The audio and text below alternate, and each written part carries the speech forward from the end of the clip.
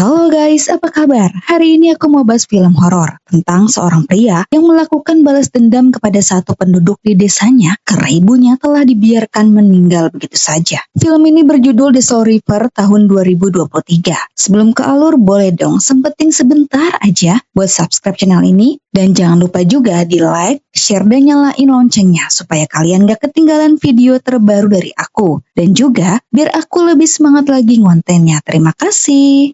Sejak dahulu kala banyak orang-orang yang menggunakan ilmu sihir kuno karena memiliki kekuatan besar, bisa menghidupkan orang mati, memiliki kekayaan tanpa akhir, bahkan bisa hidup abadi. Dan ilmu sihir ini semacam ramuan gitu bernama si anggur tengkorak yang terbuat dari organ dari 5 orang, yaitu tangan dari jiwa terampil, kaki dari jiwa yang cepat, lever dari jiwa pemberani, kepala dari jiwa yang cerdas, dan terakhir jantung dari jiwa yang jahat. Nah, kalau semua itu sudah terkumpul, harus disatukan dengan darah segar seorang gadis. Dan kelima orang yang dikorbankan tadi, roh mereka bakalan tetap di dunia, gak akan bisa sampai ke akhirat. Malam itu istri kepala desa tengah kesakitan. Si ibu nitipin sebuah buku ke bocil bernama Kam untuk diberikan ke putrinya bernama Pong. Tapi setelah itu, tiba-tiba seluruh tubuh si ibu muncul lubang-lubang kecil hingga akhirnya si ibu meninggal. Tapi nggak cuma si ibu aja, ada satu warga juga yang mengalami hal yang sama. Penyakit ini warga menyebutnya keringat merah. Warga maupun kepala desa tidak berani mendekat, jadi ya dibiarkan gitu aja sampai meninggal. Entah itu penyakit apa, mengerikan banget. 15 tahun kemudian setelah kejadian itu, warga yang tersisa mutusin untuk pergi ke gunung. Di sana mereka bangun desa dengan menamainya Desa Terkutuk. Sesuai namanya, desa ini tak akan lepas dari hal-hal buruk. Setiap malam, iblis akan muncul dengan bentuk kunang-kunang untuk mengambil jiwa mereka. Makanya mereka dilarang keluar rumah ketika malam hari. Bahkan tak satu pun dari mereka bisa tinggalkan desa kecuali keluarga kepala desa.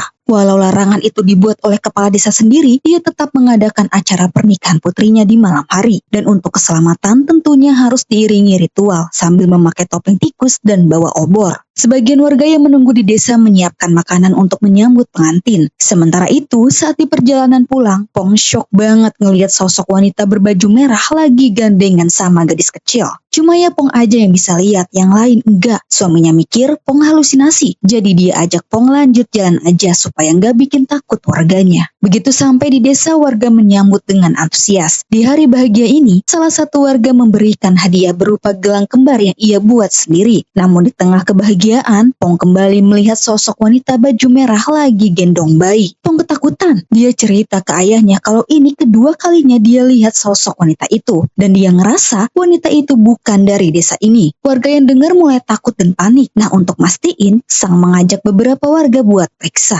Setelah berkeliling, mereka nggak lihat siapapun. Warga berpikir mungkin yang dilihat Pong itu hantu. Jadi ya mereka mutusin untuk kembali saja. Di sisi lain, saat Pong sendirian menunggu, Kam datang. Kam kelihatan sedih gitu lihat Pong menikah. Sebenarnya Kam sejak lama menyimpan perasaan terhadap Pong. Tapi berselang, sang sampai di desa. Dia kasih tahu kalau dirinya dan warga nggak lihat siapapun. Pong masih belum sadar kalau dirinya bisa melihat hantu. Selain sosok wanita berbaju merah, Pong juga ngelihat sosok lain, wanita di perahu. Wanita ini manggilin para roh untuk naik ke perahunya untuk diantar sampai ke akhirat. Kemunculan dua sosok itu membuat warga mulai diteror pembunuhan. Anak dari salah satu warga bernama Duong ditemukan tewas dengan mengenaskan. Kedua tangannya dipotong dan hilang. Mereka tahu Duong suka mencuri, tapi masa iya harus diperlakukan seperti ini? Lagi tegang-tegangnya, warga bernama Dan datang. Dia gila, jadi asal ngomong aja bilang kalau itu perbuatan iblis. Udah gitu nuduh satu persatu warga pelaku. Karena bikin kesel, jadi diusir aja. Pembunuhan itu membuat Pong menganggap pernikahannya membawa pertanda buruk. Bahkan dia juga sempat mikir wanita berbaju merah terkait sama pembunuhan Duong. Sang menepis tuduhan Pong. Sang gak tahu siapa pelakunya, tapi yang pasti bukan orang luar. Sang gak mau Pong terlalu memikirkan hal ini. Masih suasana duka, ibu dan bocil ini begitu sedih. Mereka sangat kehilangan Duong. Apalagi setiap kali melihat boneka, mereka selalu ingat Duong. Duong ini seorang pengrajin yang suka bikin boneka. Anh không muốn vợ chồng mình. Berbeda dengan Sang, malah dia ingin mengajak Pong untuk tinggalkan desa ini. Sang khawatir akan keselamatan dirinya maupun Pong. Dan bagi dia, hidup di luar sana akan jauh lebih baik. Pong tidak setuju, lagi pula sudah jelas hanya keluarganya saja yang bisa turun gunung. Sang kecewa seperti tidak dianggap keluarga meski sudah menikah dengan Pong. Di desa ini, Kam dan ayahnya seperti dokter. Mereka mengobati warga jikalau ada yang sakit. Satu warga bernama Min selalu rutin berobat ke Kam, dan seringnya mereka bertemu, Min menaruh perasaan ke Kam. Min punya adik bernama Huong, tapi Min gak tahu kalau malam itu Huong berada di hutan sedang dalam bahaya. Ada seseorang yang mengincarnya. Orang itu mendekati Huong, tapi aneh Huong yang tadinya ketakutan ngerasa tenang. Dan saat itu juga Huong dicekik hingga tewas.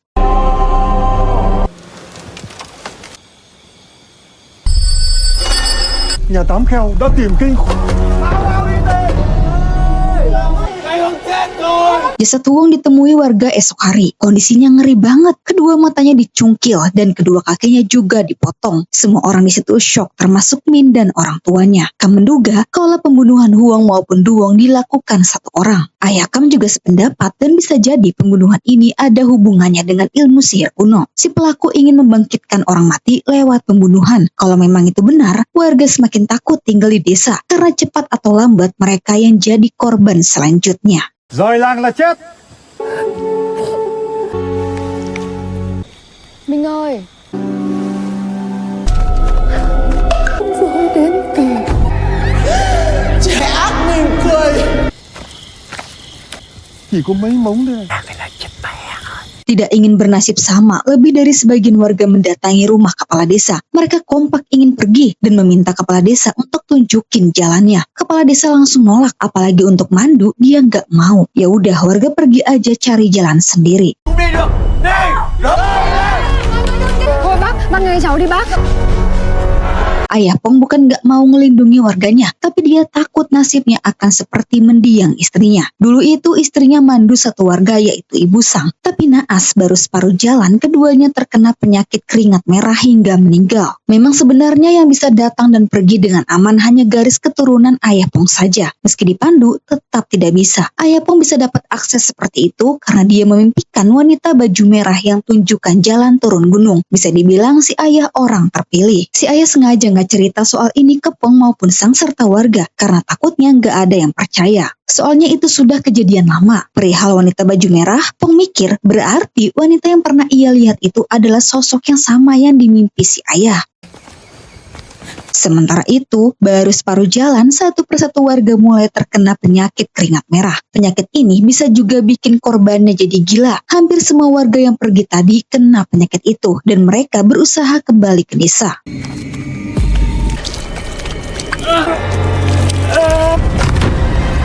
Pong dan keluarganya begitu syok melihat warganya tewas secara massal. Tapi untung masih ada satu warga yang selamat. Cuma dia malah jadi amnesia gitu.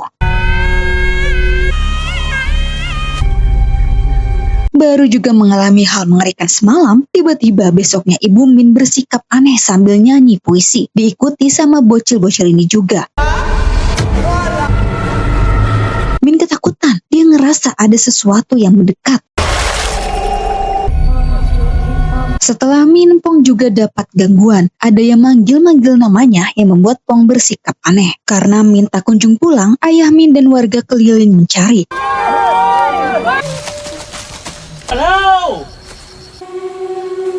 Dan mereka kaget banget nemuin jasad ditutup jaring. Dikira itu Min, tapi bukan. Ternyata warga lain bernama Nona Chan. Namun kali ini organ dalam yang hilang, yaitu lever. Dan dari setiap pembunuhan yang ada, pelaku selalu meninggalkan boneka yang kondisinya mirip seperti korban. Kepala desa juga bingung harus mengatasi situasi ini dengan cara apa. Sampai 3 pembunuhan, pelakunya juga belum tertangkap.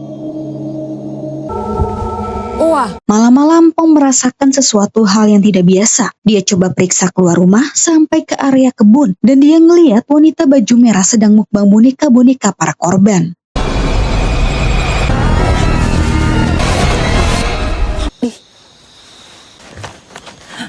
Pong agak syok, tapi dia nggak terlalu mikirin itu. Pong udah paham dirinya bisa lihat roh, tapi yang bikin Pong bingung, dia nggak bisa lihat roh ketiga warga yang dibunuh secara misterius itu. Dan Pong berasumsi bisa jadi boneka-boneka yang dipakai pelaku itu sebenarnya untuk menjebak ketiga roh. Makanya dia nggak bisa lihat roh naik ke perahu. Terus Pong ceritain ke Sang apa yang ia lihat barusan, tapi sepertinya percuma, tidak membuat Sang bisa percaya akan ucapan Pong. Karena pembunuhan semakin banyak, kepala desa nggak bolehin warganya banyak keluar di siang hari. Cuma ya Pong tetap keluar, ada Kam dan Ibu Min juga. Ibu Min jadi gila akibat meninggalnya Duong dan hilangnya Min yang sampai saat ini belum juga ditemukan. Tiba-tiba Ibu Min kembali nyanyi puisi dan setelahnya dia pingsan. Kam bawa Ibu Min ke rumahnya. Di sana Pong ngomong kalau dia ngerasa aneh pas denger Ibu Min nyanyi puisi itu. Dia kayak ngerasa kalau puisi itu terhubung sama 3 pembunuhan misterius. Kam maupun ayahnya baru mengerti ternyata arti puisi itu merupakan urutan untuk melengkapi syarat membuat si anggur tengkorak. Berarti ada 2 orang lagi yang akan mati. Si pelaku masih butuh kepala dan jantung, juga darah segar seorang gadis. Pong yakin gadis yang dimaksud adalah Min. Itu artinya Min akan tetap hidup sampai si pelaku bisa kumpulkan 5 organ. Tak ingin si pelaku sampai berhasil, Kam dan Pong pergi buat kasih tahu akan hal penting ini ke ayah Pong.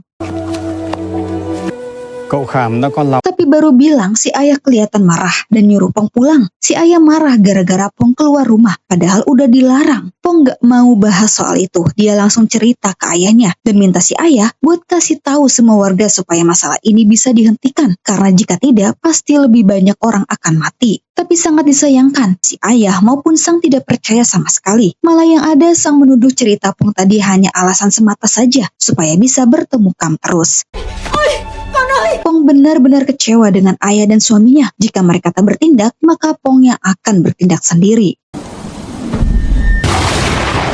Sementara di luar sedang hujan angin. Pas ayah Kam mau nutup pintu, tiba-tiba dia merasakan sakit. Tapi aneh, di waktu bersamaan Pong juga merasakan hal yang sama. Mereka seperti terhubung. Sesuatu yang tak terlihat menarik ayah Kam ke alat pemotong. Dan saat Pong kerasukan, kepala si ayah terpenggal seketika. Chắc cần rồi nè.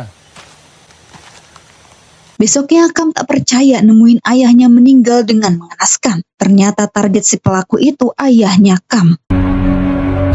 Dengan wajah penuh dendam, Kam bersama warga membawa jasad ayahnya ke hadapan kepala desa. Kam menyalahkan kepala desa yang tidak bisa melindungi warganya. Bahkan Kam sampai menuduh ayah Pong yang menggunakan ilmu sihir itu. Warga juga ikutan protes dan minta pertanggungjawaban kepala desa atas pembunuhan-pembunuhan yang terjadi. Ngelihat keluarga Pong cuma diam aja, sang akhirnya buka suara. Meski berat rasanya, tapi sang harus bicara yang sejujurnya. Jadi semalam sang menemui tali dan bercak darah di kamar. Juga luka di tubuh Pong. Sambil menahan tangis, sang bilang kalau pembunuhan itu rencana keluarga Pong. Warga semakin murka setelah pelakunya sudah terungkap. Sang juga tak mau berhubungan lagi dengan keluarga Pong. Dia sangat kecewa dan meminta warganya untuk menangkap keluarga Pong. Warga mengikat kepala desa dan istrinya bersamaan dengan tumpukan barang-barang karena warga akan membakar mereka hidup-hidup. Sedangkan Pong diikat di tempat lain. Sementara itu, Kam pulang meratapi kesedihannya. Tapi tiba-tiba buku titipan ibu Pong jatuh sendiri. Kam segera bawa itu buku dan nyelamatin Pong yang kebetulan lagi ditolong Pak Dan. Sementara itu, sang memilih untuk pakai baju waktu nikah sebagai bentuk perpisahan. Sang dan warga sangat siap melihat keluarga Pong akan mati. Pong sekali lagi ngiyakinin keluarga kalau pembunuhan itu bukan perbuatan keluarganya, melainkan sang. Kam nemuin bukti kuat milik sang, yaitu gelang. Semua warga marah sang mengarang cerita untuk menutupi kejahatannya. Kemudian Pong ngeluarin buku yang Kam kasih. Di buku itu, ibu Pong menulis tentang si anggur tengkorak. Jadi dahulu leluhur mereka membunuh satu suku yang semuanya tewas dan hanya menyisakan seorang wanita baju merah yang sedang hamil tua bernama Tap. Tap meninggal setelah melahirkan yang anaknya juga gak ketolong. Roh Tap kembali muncul di desa Pong untuk menuntut balas. Dengan sengaja, Tap menemui sang yang sedang lemah. Tap janjiin sang bakalan hidupin ibunya lagi, tapi Tap suruh sang buat nikahin Pong, supaya nantinya roh Tap bisa merasuki tubuh Pong untuk tunjukkan sang lokasi bagian tubuh yang harus dikumpulkan. Jadi memang sanglah yang membunuh keempat orang itu, dan Pong sendiri dalam keadaan tidak sadar. Pong peringati sang kalau sebenarnya roh Tap cuma manfaatin sang saja, karena nantinya ramuan si anggur tengkorak itu sudah jadi bakalan dipakai Tap sendiri. Dan Pong juga kasih tahu kalau satu organ lagi ya jantung sang sendiri. Jadi otomatis roh Tap bakal bunuh sang. Sang kelihatan panik, bahkan kayak orang gila. Sampai-sampai dia ngebakar orang tua Pong dan bunuh beberapa warga. Kam berusaha ngehentiin sang agar Pong bisa kabur, tapi Kam malah kena tusuk. Pong berusaha lari dari kejaran sang dan gak sengaja dia menemukan Min. Pong berhasil tuh lepasin ikatan Min, tapi keduanya malah diserang sang. Dengan sisa tenaga yang ada, mereka melakukan perlawanan. Min segera pergi membawa organ itu, sedangkan Pong mengatasi sang. benar-benar kewalahan sampai ia tak berdaya. Tapi Pong pintar, dia pancing Sang bilang dirinya melihat roh ibu Sang. Dengan begitu keadaan berbalik. Pong ambil pistol Sang yang terjatuh dan langsung nusuk Sang tepat di jantungnya. Dalam keadaan sekarat, Pong kasih tahu Sang kalau Tap nggak cuma butuh 5 organ, tapi dia juga butuh 5 jiwa supaya bisa kembali punya tubuh. Jadi Tap ingin hidup seperti manusia seutuhnya.